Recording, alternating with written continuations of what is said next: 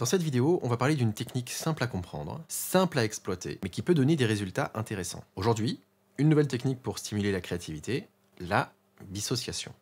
Cette vidéo fait partie d'une série de vidéos courtes et informelles pour vous partager une pensée sans prétention qui, je l'espère, va vous apporter un petit peu plus d'inspiration ou de motivation pour créer vos prochaines musiques. Alors la dissociation, qu'est-ce que c'est? Si on décompose le mot, dissociation, c'est en fait tout simplement l'association de deux choses différentes. C'est un thème qui a été forgé par Arthur Koestler, qui est un romancier et philosophe, et ce que cette technique permet de faire, c'est d'élaborer une idée originale en prenant le meilleur de deux autres idées. C'est en fait une manière de mêler, de secouer ce qui était auparavant séparé. Associer, hybrider, combiner deux idées, deux solutions, deux univers différents, qui soient proches ou très étrangers, dans le but d'en créer une troisième, si possible, inédite. Alors c'est une méthode qui est souvent instinctive, qu'on fait souvent de manière naturelle, mais on peut aussi la faire de manière consciente, et si c'est le cas, je vous propose de prendre deux anciennes idées, deux idées précédentes ou des idées sur lesquelles vous travaillez actuellement. Ce que j'appelle idée, ça peut être vraiment une progression d'accords, un riff, une loupe de batterie, un pattern mélodico-rythmique,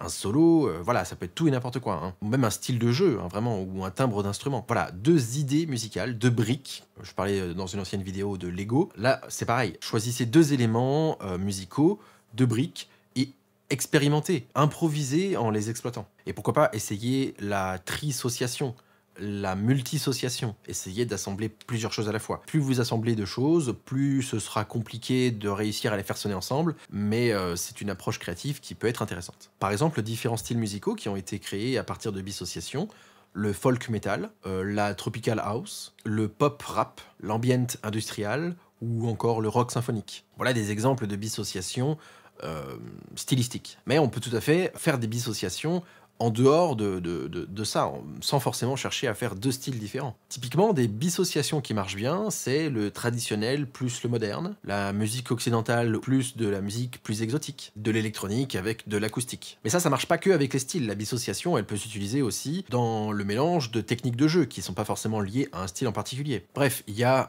un million de possibilités et c'est à vous de trouver ce qui pourrait vous parler.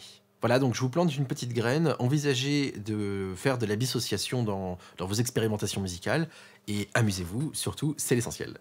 Dans cette petite capsule vidéo, on a parlé d'un aspect précis de la composition. Mais j'ai une question qui fait mal. Concrètement, combien de compositions avez-vous créées et achevées au cours des 12 derniers mois? En êtes-vous satisfait?